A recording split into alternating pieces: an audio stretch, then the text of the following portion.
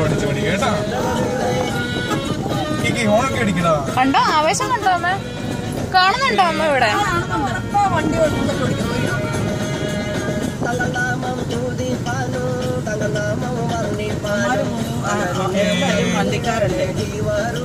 അയ്യോ ഞാൻ പ്രാർത്ഥിച്ചതാ ഈ പ്രാന്ത് മാത്രം കിട്ടല്ലേ ഇത്. അതും കിട്ടി.